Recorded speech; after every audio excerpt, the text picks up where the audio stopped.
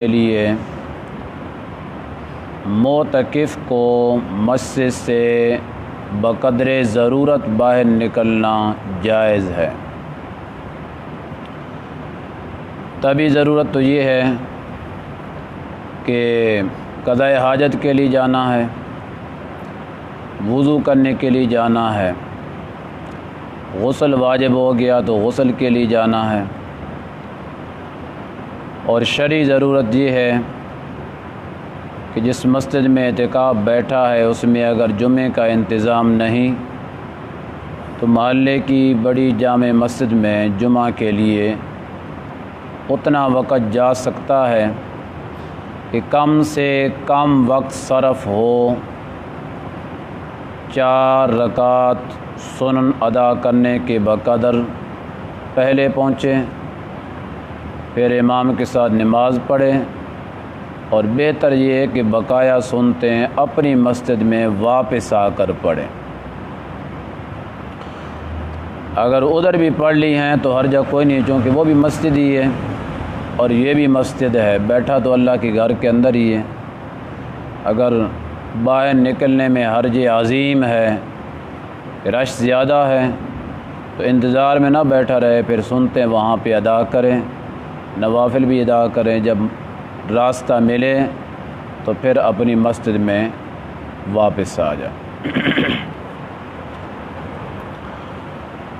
تبھی ضرورت میں یہ بات بھی ہے کہ وہ خود مریض ہو گیا ہے، بندہ بیمار بھی ہو سکتا ہے، تو اگر اس کا دوائی دارو مسجد میں لایا جا سکتا ہے اور ڈاکٹر حکیم مل سکتا ہے جو وہاں آ کر چیک کرے تو یہ بہتر طریقہ ہے، ادھر ہی گزارا کرنا چاہیے۔ لیکن اگر معاملہ ادھر سے بڑھ گیا ہے تو پھر اس کو ڈاکٹر یا حکیم کے پاس لے جانے کی بھی اجازت ہے، دوائی دارو کرا سکتے ہیں، اور جب وہاں سے فارغ ہونا پھر سیدھا اپنے گھر نہیں جانا ہے، سیدھا واپس مسجد میں آنا ہے۔ لیکن اس میں ایک بات کو یاد رکھنا انتہائی ضروری ہے، یہ جو مسجد سے باہر نکلنا ہے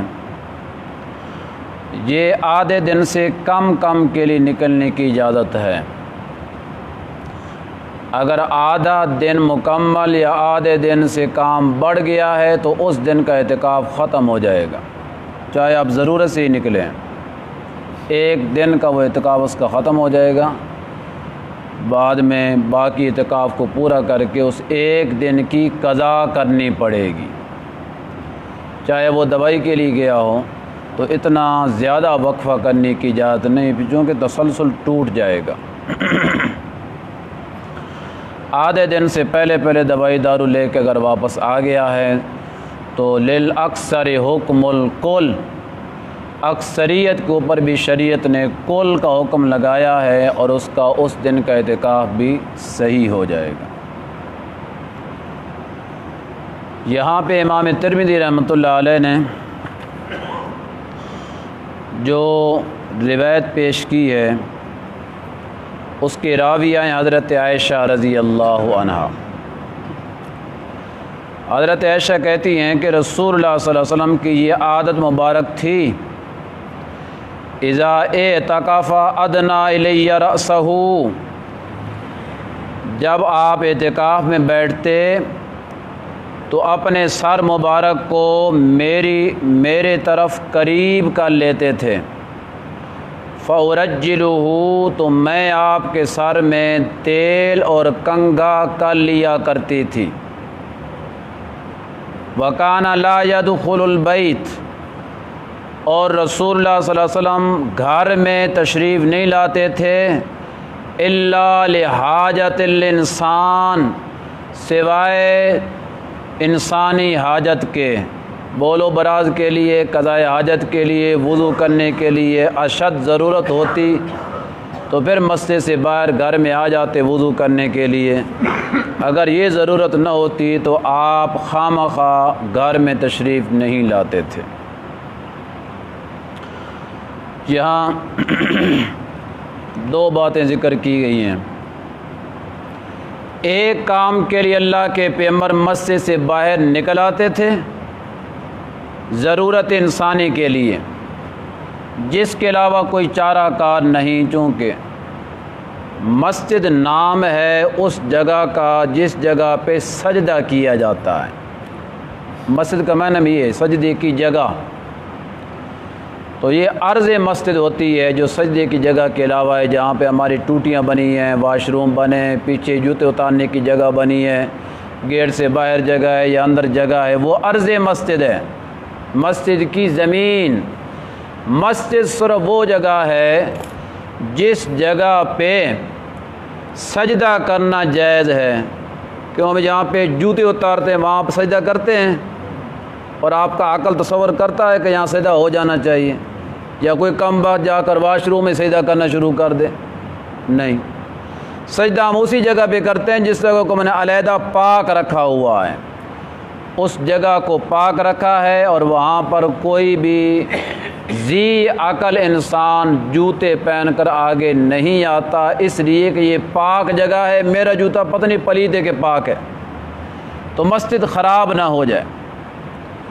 اور مسجد کو پاک رکھنے کا بھی حکم ہے، اور صاف رکھنے کا بھی حکم ہے، اور معطر رکھنے کا بھی حکم ہے۔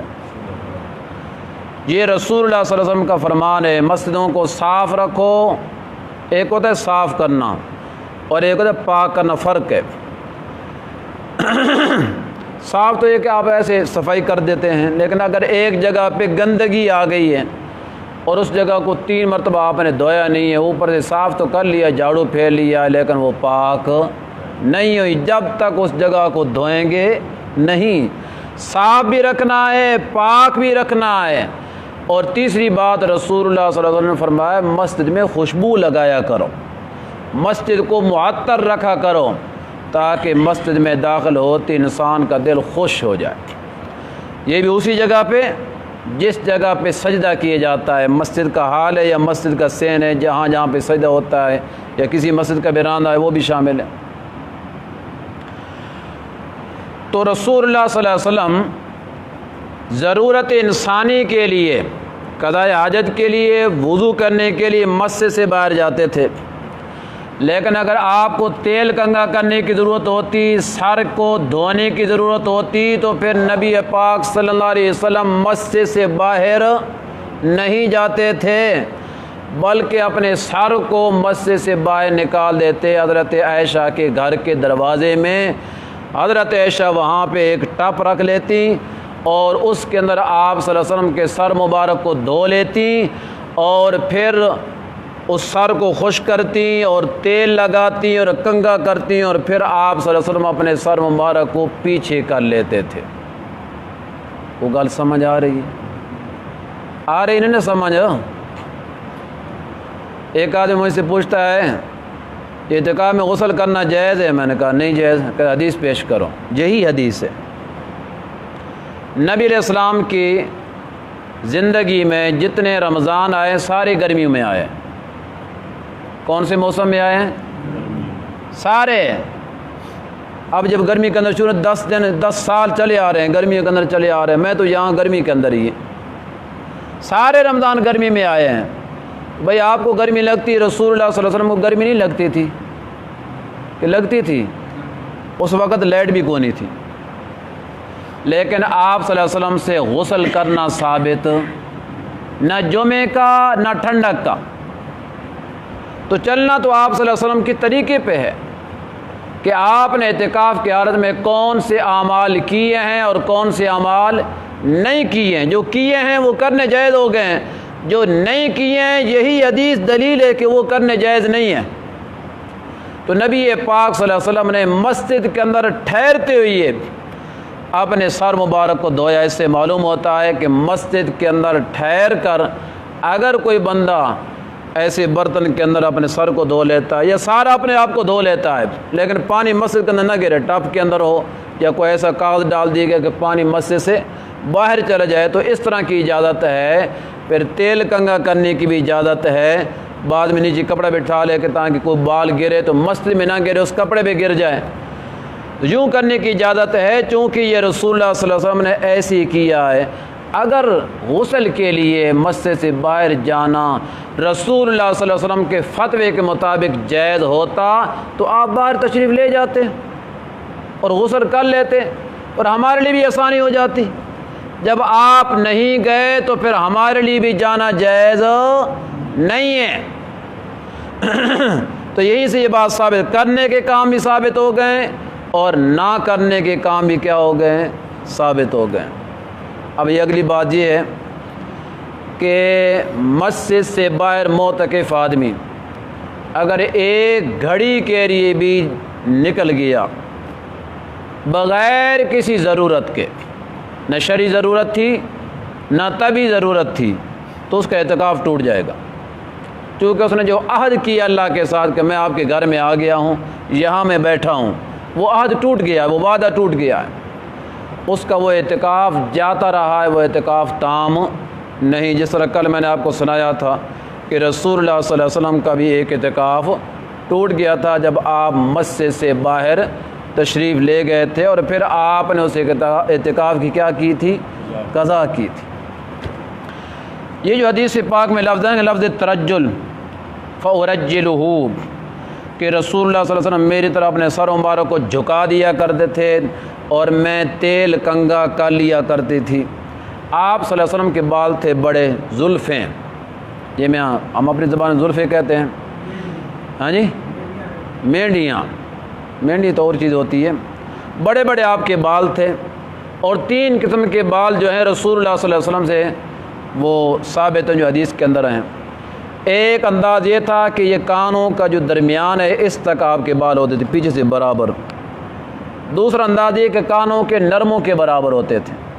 تیسرا انداز یہ کہ آپ کے بال کندھوں کے ساتھ ٹچ ہو رہے ہوتے تھے۔ اور تینوں قسمیں سنت ہیں، جس انداز کے ساتھ بھی کوئی بڑے بال یوں رکھانا چاہتا ہے جائز ہے اور مسنون ہے۔ اب جس آدمی کے بال بڑے ہو نا، اگر کسی نے رکھے ہیں اسے پتہ ہونا چاہیے کہ دوسرے تیسرے دن جب تک سر کو دھو کر دوبارہ تیل نہ لگایا جائے تو کھجلی شروع ہو جاتی ہے، سکری سی شروع ہو جاتی ہے۔ اس لیے آپ صلی اللہ علیہ وسلم کی یہ مجبوری تھی کہ دوسرے تیسرے دن سر کو دھوئیں اور تازہ تیل لگائیں اور سر کے اوپر پھر کنگا کریں تاکہ بال کیا رہیں، سیٹ رہیں اور کھجلی نہ ہو، خشکی پیدا نہ ہو۔ اس وجہ سے رسول اللہ صلی اللہ علیہ وسلم یہ کام کرتے تھے، لیکن مسجد کے اندر رہتے ہوئے یہ کرتے تھے۔ ضرورت بھی پوری کر لی ہے اور اپنے اعتکاف کے قانون کو بھی کیا کر لیا ہے، پورا کر لیا۔ اور یہ جو ہے نا لفظ ارجل، اسی کے اندر تینوں باتیں سمجھی جا رہی ہیں، سر دھونا بھی، تیل لگانا بھی اور کنگا کرنا بھی۔ ایک حدیث جو ہے شمائل ترمذی کے اندر موجود ہے کہ نبی پاک صلی اللہ علیہ وسلم نے فرمایا کہ روزانہ کنگا نہ کیا کرو، روزانہ کنگا نہ کیا کرو، کبھی کبھار کنگا کیا کرو۔ اس حدیث میں دونوں میں بظاہر معمولی سا تعارض ہے، لیکن مسئلہ یہ ہے، ایک ہے صرف کنگا کرنا، سر دھوئے بغیر، تازہ تیل لگائے بغیر۔ اس کام سے نبی پاک صلی اللہ علیہ وسلم منع کیا کہ یہ روزانہ نہیں کرنا ہے، روزانہ ٹیپ ٹاپ ہی نہیں لگا رہنا ہے، زیب و زینت بھی نہیں لگا رہنا ہے، اپنا شو بنانے بھی نہیں لگا رہنا ہے۔ لیکن اگر آپ رات کو سوئے اور بال آپ کے الجھ گئے، بڑے بڑے بال رکھے ہیں، تو جب تک ان کو کنگے سے سیٹ نہیں کریں گے، کوئی ادھر گر رہا ہوگا، کوئی ادھر آگے ہوگا، تو ان کو سیٹ تو کرنا ہے۔ خالی جو کنگا کرنا ہے وہ روزانہ منع نہیں ہے، وہاں پہ لفظ ترجل ہے کہ دھونا، پھر تازہ تیل لگانا اور پھر کنگا کرنا۔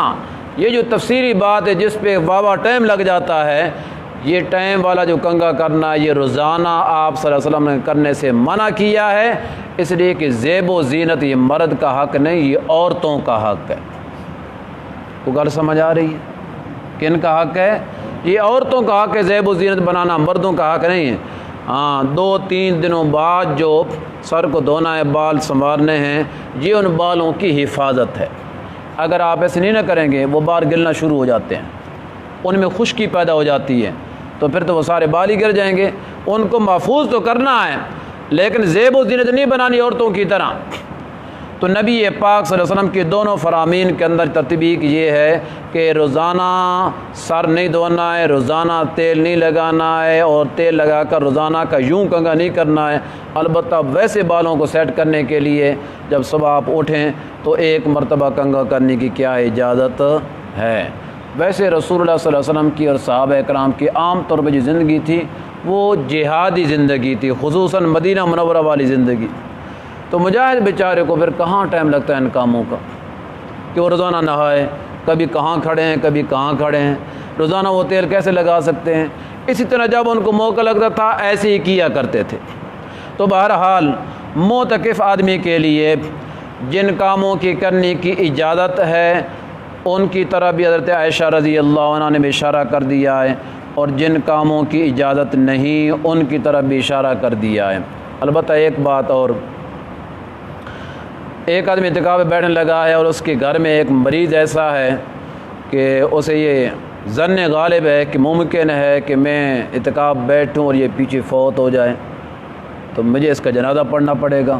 مثلاً قریبی ہے، دادا ہے، کوئی دادی ہے، نانا نانی ہے، کہ ماں باپ ہے یا بہن بھائی کوئی قریبی ہیں یا اپنی اولاد میں سے کوئی ہے، تو پھر اگر وہ شروع کرنے یہ نیت کر لے کہ اگر میرے اعتکاف کے دوران یہ بندہ مر گیا تو میں اس کا جنازہ پڑھوں گا، تو اس کو جنازہ پڑھنے کی اجازت ہے، چونکہ اس کے اعتکاف میں یہ بات شامل ہو گئی۔